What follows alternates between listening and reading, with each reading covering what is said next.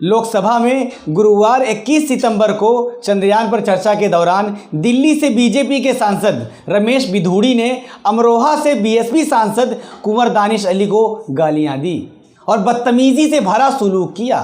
हालांकि सदन की कार्रवाई से बिधूड़ी के अपशब्दों को हटा दिया गया है। जब रमेश बिधूड़ी ये सब बोल रहे थे तब अध्यक्ष की आसंदी पर कोडी कुन्नील सुरेश बैठे थे। उन्होंने बिधूड़ी से बैठने को कहा, लेकिन वे चुप नहीं हुए। बिधूड़ी के इस दुर्व्यवहार का वीडियो सोशल मीडिया पर वायरल हो गया। लोकसभा स्पीकर ओम बिड़ला ने बिधूड़ी को चेतावनी दी है कि सदन में ऐसा व्यवहार दोबारा होने पर कड़ी कार्रवाई होगी। भाजपा ने भी रमेश बिधूड़ी को वजह बताओ नोटिस जारी किया है।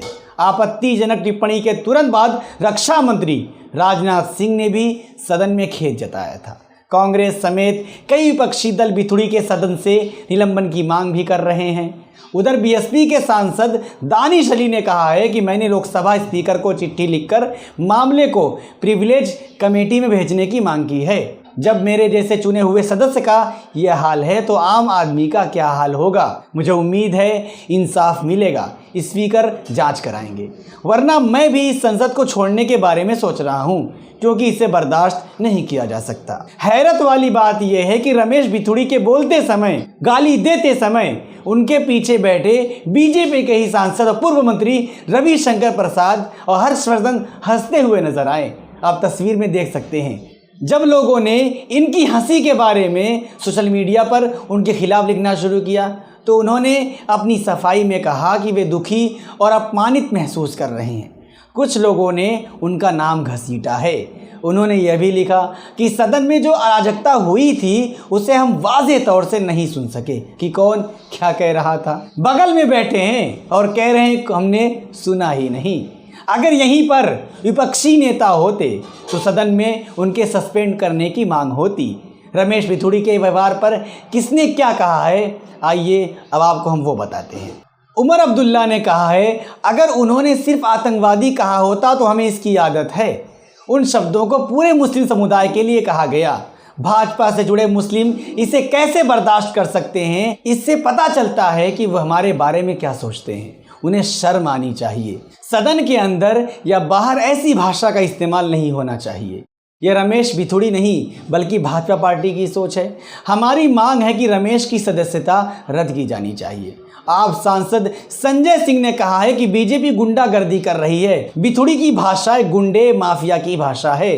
दानिश अली का अपमान सभी विपक्षी सांसदों का अपमान है। मणिपुर का मुद्दा उठाने पर मुझे निलंबित किया गया था, उनके खिलाफ कोई कार्रवाई क्यों नहीं हुई? टीएमसी नेता महुआ मोइत्रा ने कहा है कि मुसलमानों ओबीसी को गाली देना भाजपा की संस्कृति है।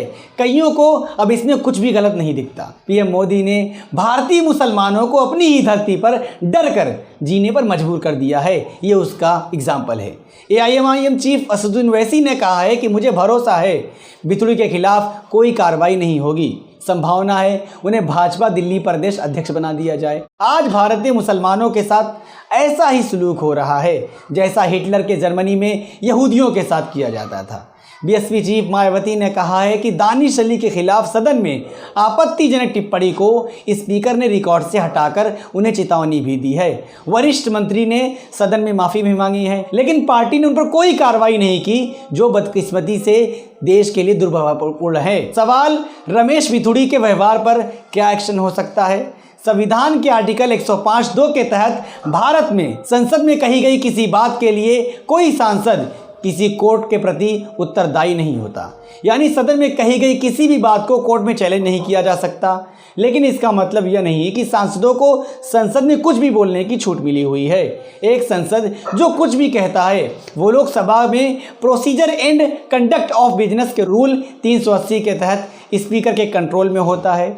यानी संसद में कोई सांसद असंसदीय भाषा का इस्तेमाल करता है तो उस पर स्पीकर को ही एक्शन लेने का अधिकार है। संसद में भ्रष्ट, झूठ और अपमान जैसे शब्द नहीं बोल सकते। संसद 2022 में संसद के मानसून सत्र के शुरू होने से पहले असंसदीय शब्दों की लिस्ट जारी हुई थी, जिसके मुताबिक जुमलाजीवी, तानाशाह, विनाश पुरुष जैसे राजनीतिक बयानों के साथ ही असत्य, भ्रष्ट, कालाबाजारी जैसे शब्दों को नहीं बोल सकते। लोकसभा सचिवालय की नई बुकलेट में उन्हें असंसदीय शब्द बताया गया। बुकलेट में 1100 पेज हैं। ये लिस्ट लोकसभा राज्यसभा के साथ ही विधानसभा की कार्रवाइयों के दौरान असंसदीय घोषित किए गए शब्दों को मिलाकर बनती है।